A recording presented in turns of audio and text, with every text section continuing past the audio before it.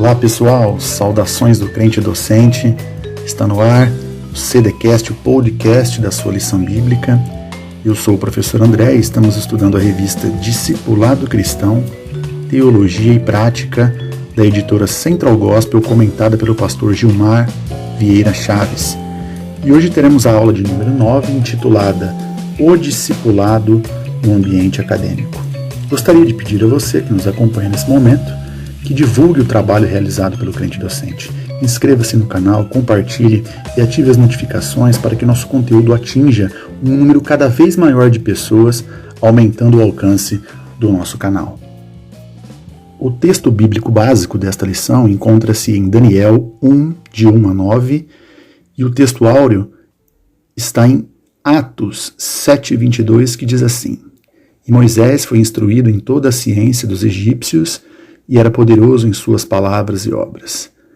Essa passagem de Atos nos remete à preparação daquele que vai conduzir as pessoas pelos caminhos do Senhor. E com o discipulador, isso não é diferente. Moisés é considerado um dos líderes religiosos mais importantes da história mundial. Ele é reivindicado pelas religiões do judaísmo, cristianismo, da fé Bahá'í e do islamismo, como um importante profeta de Deus, como fundador da crença monoteísta. A história de Moisés é contada nos livros bíblicos de Êxodo, Levítico, Deuteronômio e Números, e ele continua sendo citado em toda a Bíblia e é o profeta mais citado no Novo Testamento. No Alcorão, ele também desempenha um papel importante e é novamente a figura religiosa mais citada, mencionada 115 vezes, em oposição a Maomé, que é mencionado pelo nome apenas 4 vezes no texto do Alcorão. Moisés foi o condutor do povo de Deus à Terra Prometida. É mais ou menos como o discipulador. O discipulador é aquele que lidera pessoas e as ajuda a chegar ao destino final, que é o encontro com Jesus. A palavra de Deus diz que devemos anunciar o Evangelho em todos os lugares. Em João 4, 31 e 32, está escrito que o propósito de Deus é levar o Evangelho a todo mundo, incluindo diferentes instituições e organizações, como, por exemplo, as universidades. Aqui fica claro que a visão de Deus sobre o discipulado é ampla. Ela inclui o mundo. Jesus nos mostra que o método para discipular é a igreja, e o tempo para fazer isso é agora.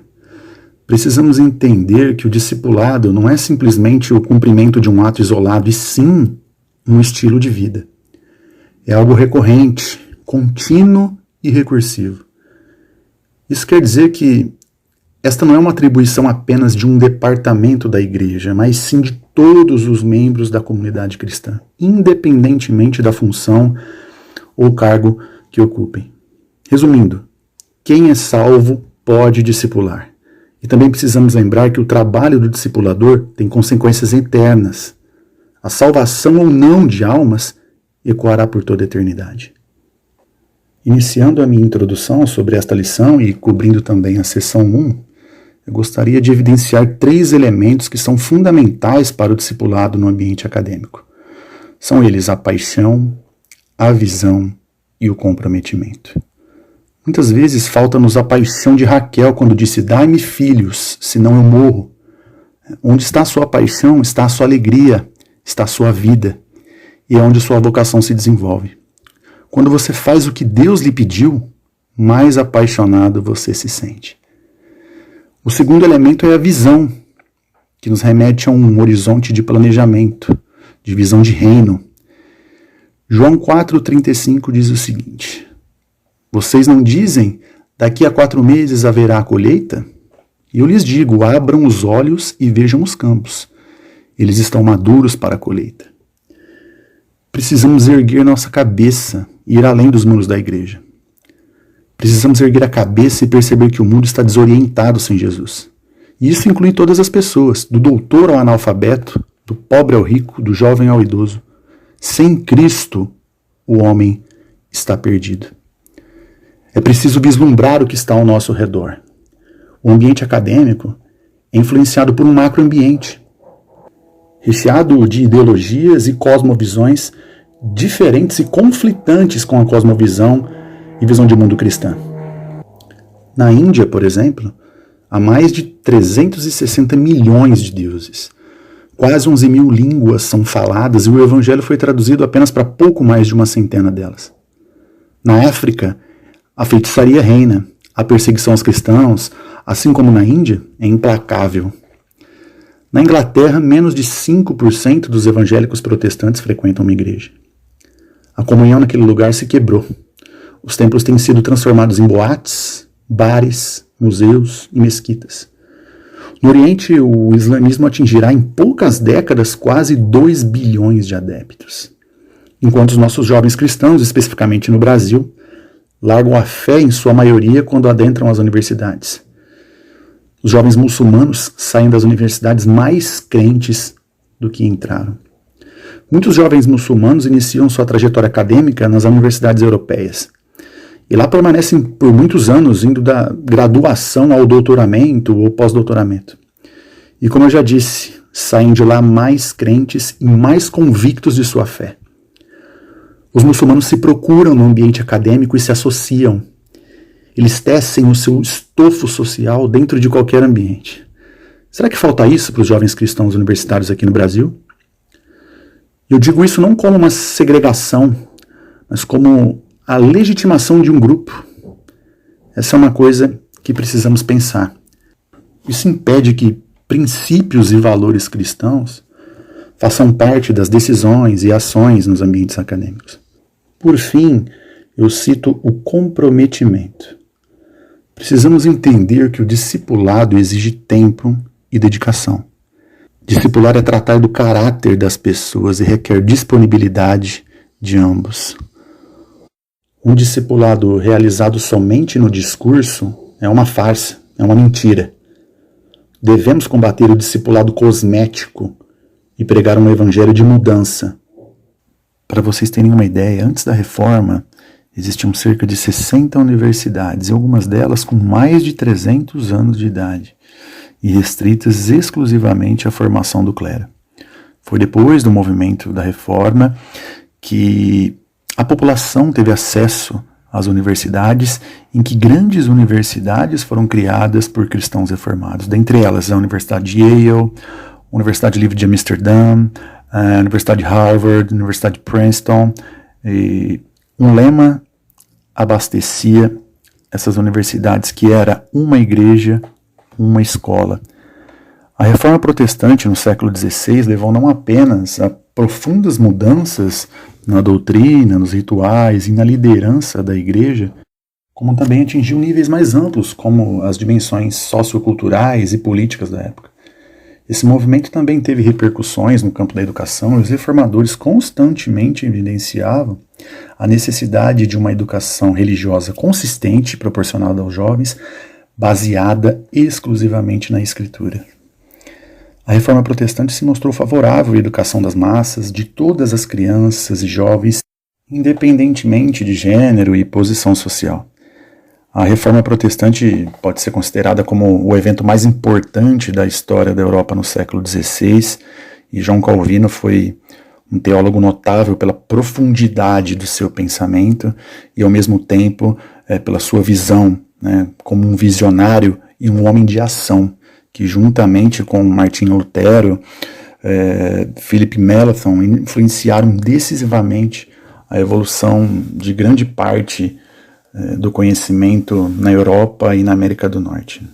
As numerosas obras dedicadas à reforma protestante evidenciaram o impacto que ele teve em termos de filosofia, economia, cultura, arcabouço normativo, direito, teologia, mas apenas alguns livros e estudos foram enfocados nos efeitos do protestantismo na educação.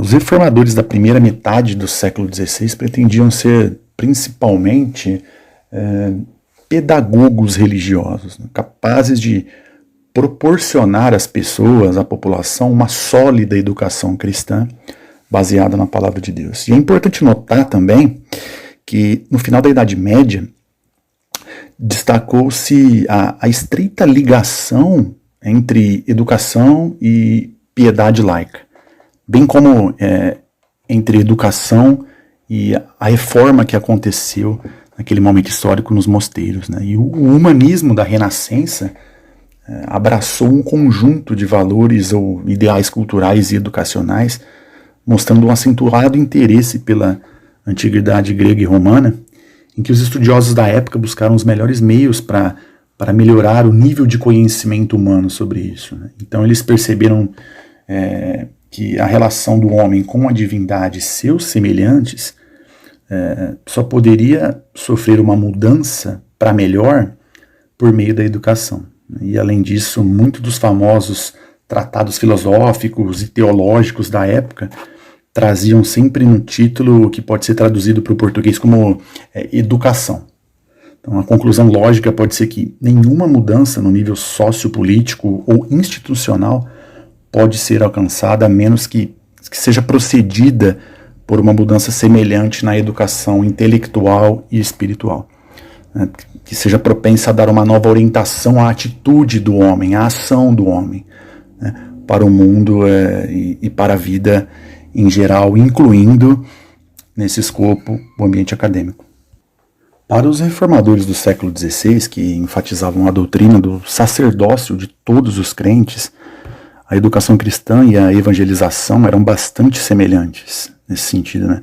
A razão pela qual se concentraram na elaboração de catecismos e na fundação de instituições de ensino superior teológico que alcançaram notoriedade em seu tempo e ainda são bastante famosos, né? O próprio Lutero foi professor universitário, além de escritor, um escritor muito prolífico, né? Ele produziu muitos tratados, obras educacionais e cartas orientadoras, né? Todas as personalidades proeminentes do protestantismo estavam perfeitamente cientes do fato de que, sem uma educação sólida, fornecida por meio de mestres bem treinados, ninguém pode se comportar de maneira civilizada ou distinguir adequadamente o certo do errado e a verdade da mentira. Ou seja, sem uma educação adequada, ninguém tem a capacidade de compreender com precisão os fundamentos da fé cristã.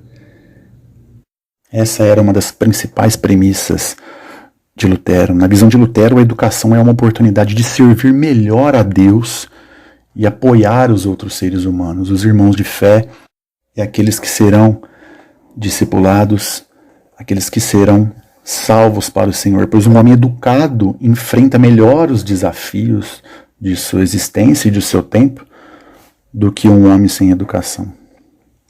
Isso é o que pregava Lutero.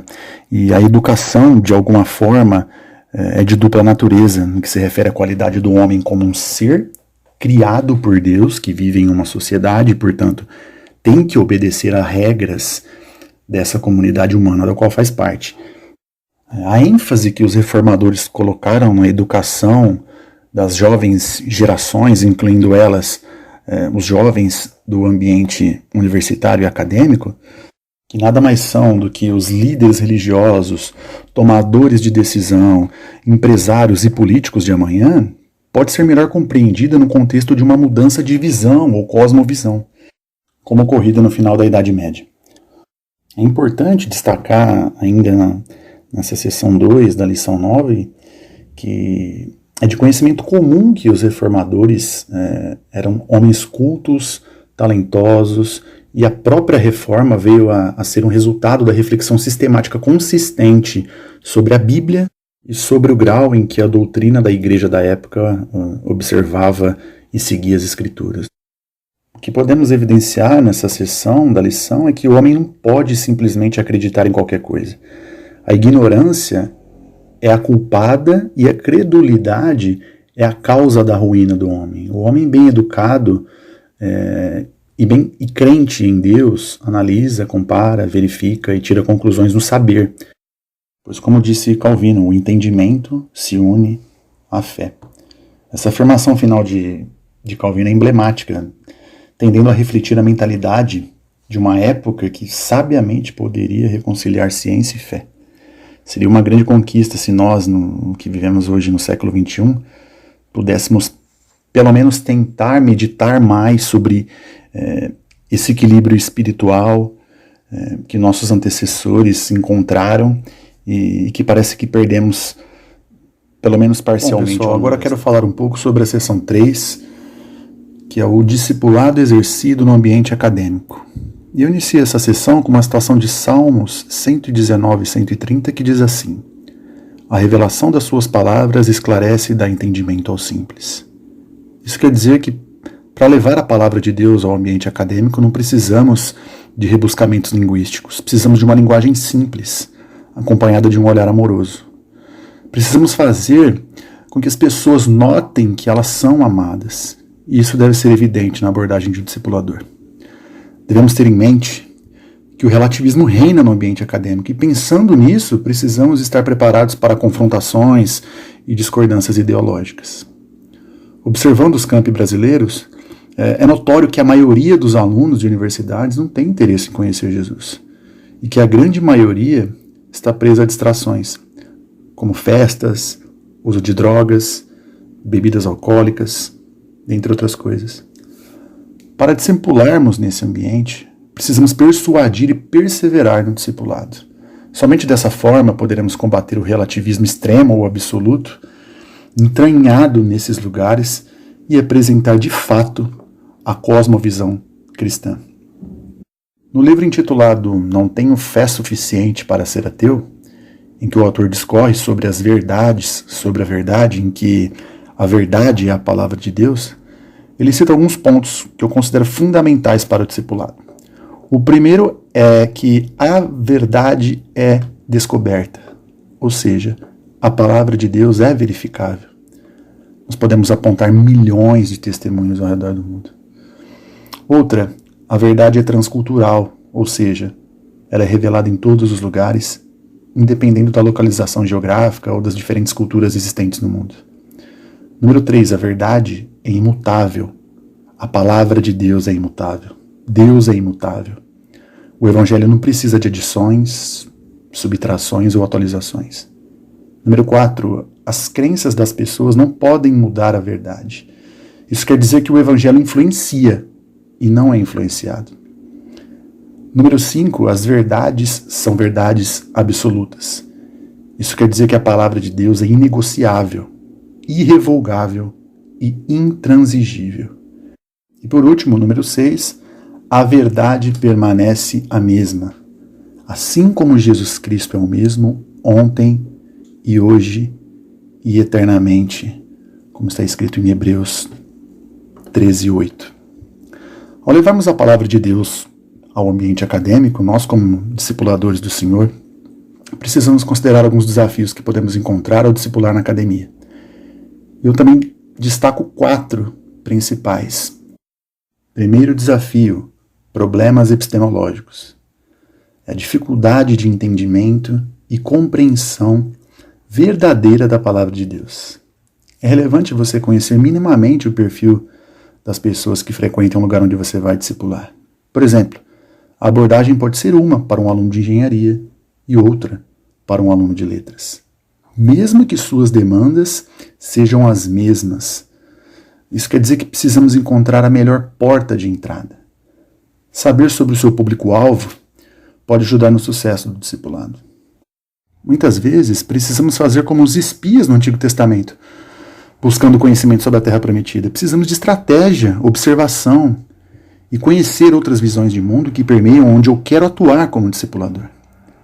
Segundo, resistência e hostilidade. A ignorância sobre linhas de pensamento e cosmovisões diferentes e conflitantes à cristã geram resistência e hostilidade. A doutrinação ideológica de uma única linha de pensamento pode ser a principal razão disso. E isso requer do discipulador conhecimento da palavra de Deus e poder argumentativo. Outra coisa que é importante citarmos aqui como um dos principais desafios ao discipular na academia é o comportamento hedonista. Haverá uma resistência muito grande quando você disser que os prazeres encontrados no contexto de vida acadêmico, como uso de drogas, bebedeiras, depravação sexual, não condizem com a vida de um servo de Deus. Nesse momento, é importante que você seja paciente e deixe claro que você está apenas apresentando Jesus e não querendo convencê-lo de algo. Isso é papel do Espírito Santo. Precisamos apontar o bom caminho, que é o caminho com Jesus, e não levar as pessoas à força, de maneira impositiva e coercitiva. Em quarto lugar, eu cito a visão relativista. Bem, o relativismo impera no ambiente acadêmico, em que nada é absoluto. Tudo depende do contexto, da pessoa, das suas próprias vontades. Não há uma única verdade. E essa visão reducionista dificulta a penetração do Evangelho, sendo um dos principais gargalos para o discipulado no meio universitário. É importante dizer que a neutralidade na universidade, diante dos valores e princípios, é um mito. A geração atual de jovens universitários é fortemente influenciada pelo racionalismo, marxismo, existencialismo e positivismo que perdurou nos séculos anteriores. Uma outra coisa importante, nós estamos diante de uma geração de jovens universitários doentes. Os jovens universitários estão doentes e precisam da palavra de Deus. Um estudo da Global Student Survey apresentou que quase 80% dos universitários brasileiros declararam sofrer com problemas de saúde mental. Os índices de suicídio só aumentam. Quando os jovens adentram a universidade, sofrem uma crise do modelo de vida, perdem suas referências e demandam rearranjos emocionais. Este é um cenário de muita fragilidade. Muitas vezes nós, como cristãos, não estamos ao lado dessas pessoas para apresentar Jesus. Esse vazio, essa lacuna, na maioria das vezes, é preenchida por assuntos e influências que maquiam o sofrimento e trazem uma falsa sensação de alívio que é passageira.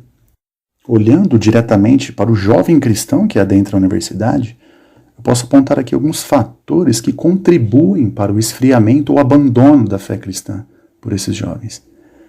O primeiro é a pressão dos colegas. O segundo é a influência de professores ateus e agnósticos.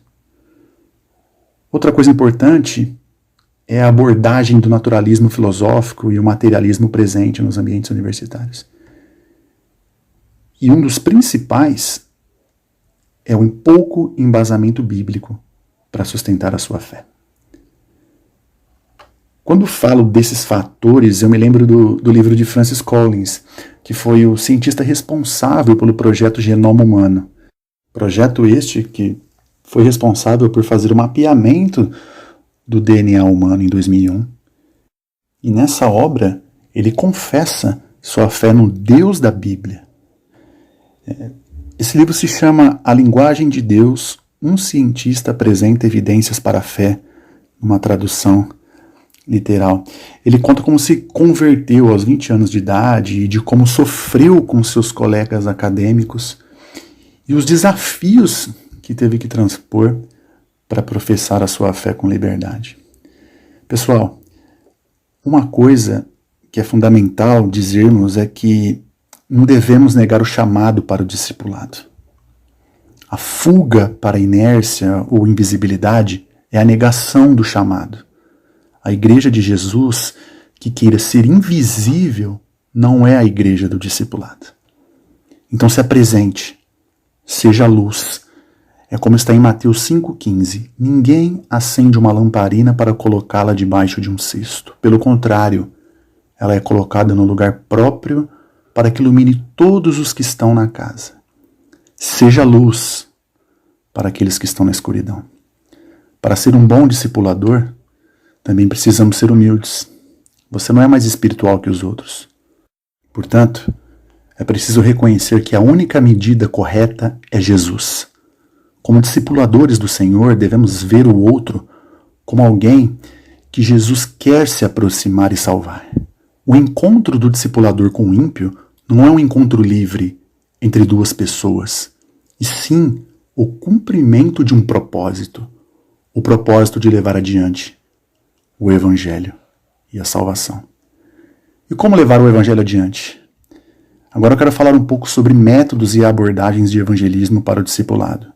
Billy Graham cita o evangelista Leighton Ford, que elaborou uma lista de 6 métodos de evangelização que podem ser usados no discipulado, encontrados no Novo Testamento. O primeiro é o evangelismo de massa.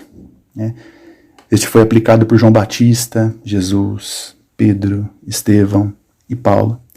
O segundo é o evangelismo pessoal, em que Ford cita as mais de 30 conversas pessoais de Jesus no Novo Testamento.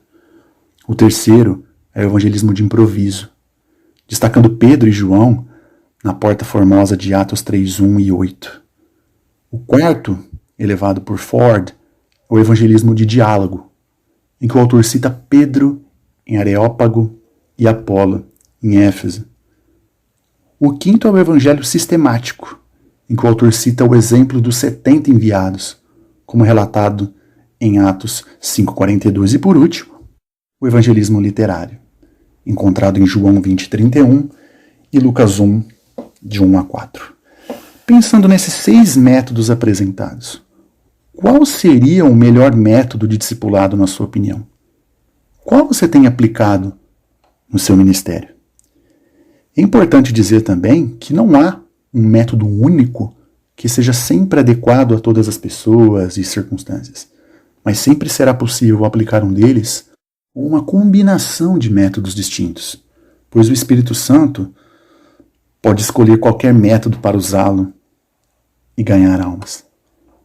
Ainda dentro da seção 3, é importante dizer que o discipulador seja constante e permaneça na palavra, e que a palavra permaneça no discipulador. Essa é a sua principal defesa e instrumento de trabalho. Spurgeon diz que não há necessidade de defender um leão quando ele é atacado. Tudo que precisa fazer é abrir o portão e deixá-lo sair.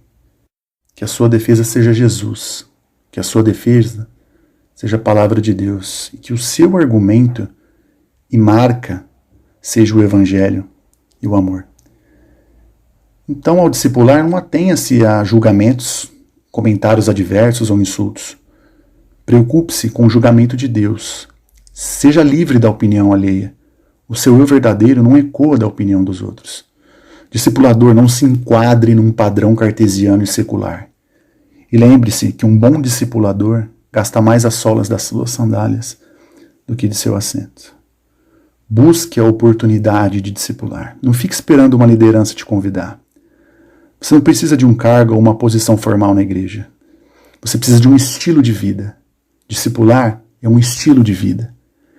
Pregue o arrependimento, porque ninguém pode ser perdoado antes de arrepender-se dos seus pecados. Que vem por onde? Que vem pela palavra de Deus. De conhecer a palavra de Deus, então, não há perdão sem arrependimento. E não há arrependimento sem conhecimento e ciência da palavra de Deus. E tampouco há conhecimento sem discipulado. Para levar um evangelho de conversão para o ambiente acadêmico, nós precisamos apresentar os ensinamentos de Deus de uma forma muito clara e objetiva. Muitos têm buscado, especificamente no ambiente acadêmico, um evangelho de adesão, um evangelho de bem-estar.